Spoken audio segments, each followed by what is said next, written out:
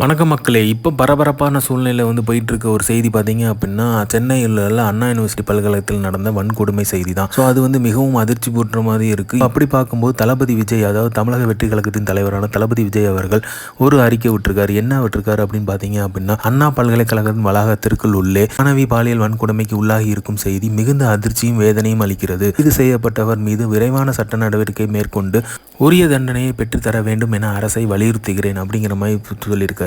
So இது பார்த்தீங்க அப்படின்னா அவங்க அரெஸ்ட் பண்ணிட்டாங்க, எல்லாமே நடந்துருச்சு.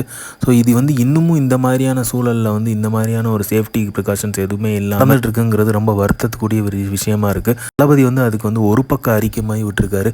என்னென்ன மெஷர்ஸ் எடுக்கணும், என்னென்ன சேஃப்டி மெஷர்ஸ் எடுக்கணும், பெண்கள் பாதுகாப்புக்கு எங்கெல்லாம் கேமராஸ் பொருத்தணும், எந்த மாதிரி இடத்துக்குலாம் எப்படி என்ட்ரிலாம் உள்ளே கொடுக்கணும், யாரெல்லாம் உள்ளே வரணும், அனுமதிக்கக்கூடாது, இந்த மாதிரியான சேஃப்டிஸ் பண்ணணும் அப்படிங்கிற மாதிரிலாம் ஒரு பக்கத்துக்கு ஒரு அறிக்கை சொல்லியிருக்காரு. முக்கியமாக சொல்லியிருக்கிறது என்னென்னா, பெண்களோட பாதுகாப்பை கருத்தில் கொண்டு பெண்களுக்கு பாதுகாப்பு இல்லாத இடங்களை கண்டறிந்து அங்கு ஸ்மார்ட் கம்பங்கள் அமைக்கல் வேண்டும்.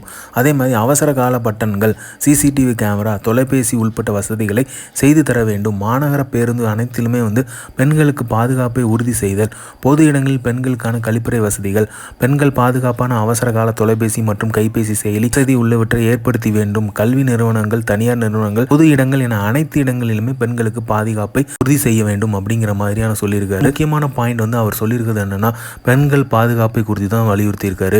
ஸோ இன்னமும் நடந்துகிட்டு இருக்குங்கிறது ஒரு வருத்தமான செய்தி தான். இது போன்ற தவறுகள் இனிமேல் நிகழா வண்ணம் எப்படி அதுக்கான பாதுகாப்பை நிலைநிறுத்த போகிறாங்க அப்படிங்கிறத நம்ம தமிழக அரசு தான் முடிவு பண்ணணும். ஸோ இந்த மாதிரி தளபதி அப்டேட் தெரிஞ்சுக்கிறதுக்கு லைக் பண்ணுங்கள், ஷேர் பண்ணுங்கள், ஃபிலிமா சேனலை சப்ஸ்கிரைப் பண்ணுங்கள். தேங்க்யூ.